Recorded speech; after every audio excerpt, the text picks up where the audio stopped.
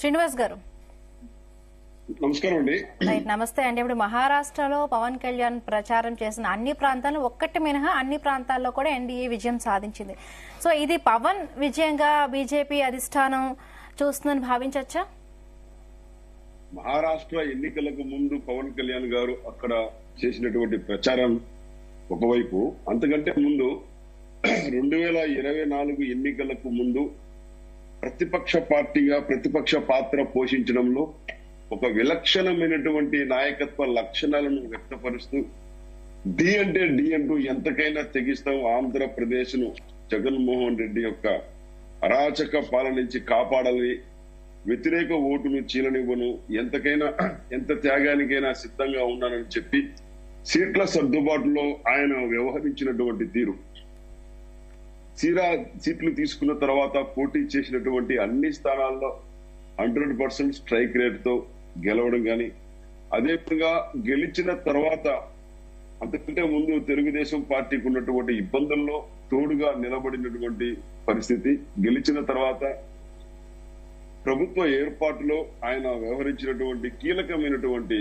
నిర్ణయాల విషయంలో ఆయన వ్యవహరించినటువంటి తీరు, తర్వాత ఆయన వ్యవహార శైలి పూర్తిగా ఒక పరిణితి చెందినటువంటి 100% పరిణితి చెందినటువంటి ఒక రాజకీయవేత్తగా ఆయన మాట్లాడేటువంటి తీరు, అంటే కక్షలకు కార్పణ్యాలకు పగలకు ఈ ప్రభుత్వం లేదు, మరింత బాధ్యతతో పేద ప్రజలకు అభివృద్ధి ఫలాలు అందాలి, అందరినీ సమానంగా చూడాలి, ప్రతిపక్ష పార్టీలను వేధించడానికి కాదు ప్రజలు మనకు అధికారం ఇచ్చిందని ఆయన మాట్లాడేటువంటి తీరు కారణంగా ఒక్క స్థాయిగా ఆయన యొక్క ఇమేజ్ పెరిగింది.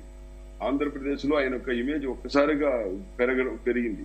అదే సమయంలో టిటిడిలో చోటు చేసుకున్నటువంటి లడ్డు వివాదంపై ఆయన స్పందించడం, దానికి స్వతహాగా తప్పు ఎవరు చేసినా మానవాళి ద్వారా జరిగినటువంటి తప్పుకు భగవంతుడికి పశ్చాత్తాప దీక్ష చేయాలి, ప్రాయశ్చిత్త దీక్ష చేయాలని పశ్చాత్తాపంతో ఆయన చలించిపోవడం, ఇక్కడికి వచ్చిన తర్వాత దేశ రాజకీయాల పట్ల, అదేవిధంగా హిందూ ధర్మం సనాతన ధర్మం పట్ల, సనాతన ధర్మ రక్షణకు ఒక వేదిక అవసరం అనేటువంటి విషయాన్ని ఆయన ఉద్ఘాటించినటువంటి తీరు, సనాతన ధర్మకు నేను కట్టుబడి ఉన్నానని చెప్పినటువంటి తీరు కాదు.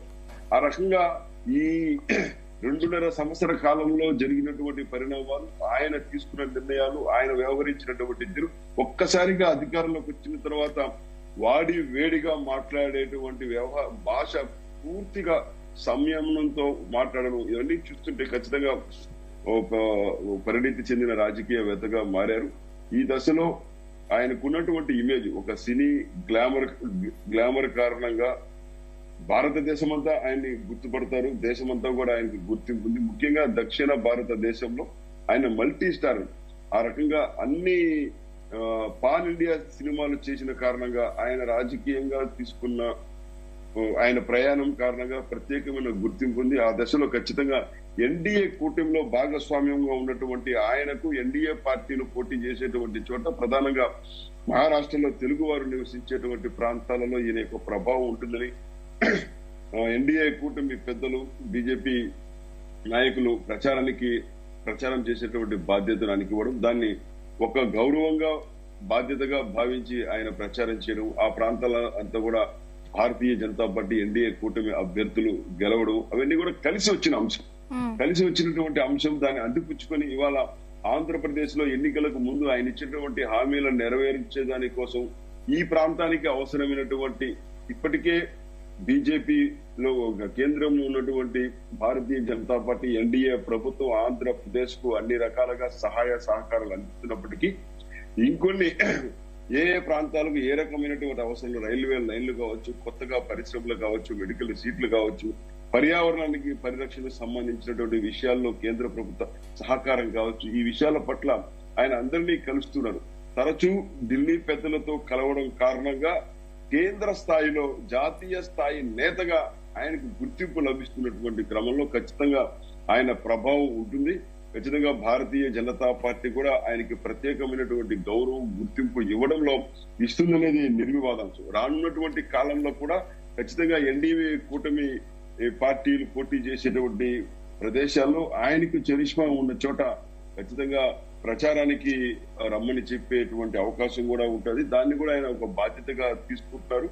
కాబట్టి ప్రతి విషయంలో ఆచి తూచి వ్యవహరిస్తున్నటువంటి ఆయన వ్యవహార శైలి కారణంగానే జాతీయ స్థాయిలో ఆయనకు గుర్తింపు పెరుగుతుంది. కాబట్టి ఖచ్చితంగా రానున్నటువంటి కాలంలో రాజకీయంగా ఆయనకి మరింత ఉన్నతమైనటువంటి భవిష్యత్తు ఉంటుందని ఇటీవల కాలంలో జరుగుతున్నటువంటి పరిణామాలు, ఢిల్లీలో ఆయనకు పెరుగుతున్నటువంటి ప్రాధాన్యం కావచ్చు, ఇతర ప్రాంతాల్లో ఆయనకు వచ్చినటువంటి గుర్తింపు కావచ్చు, తద్వారా జాతీయ నేతగా ఎదుగుతారు, జాతీయ నేతగా మరింత గుర్తింపు పొందేటువంటి అవకాశం ఒక ప్రచారం అయితే కూడా నడుస్తుందండి. అంటే పవన్ కళ్యాణ్ కి ఒక కీలకమైన కేంద్ర పదవి కూడా ఇచ్చే అవకాశం ఉంది అని కూడా ఒక ప్రచారం అయితే నడుస్తుంది. ప్రచారం మీరే అంటారు, స్పెక్యులేషన్స్, వాటి మీద మన దగ్గర సరైనటువంటి సమాచారం, స్పెక్యులేషన్స్.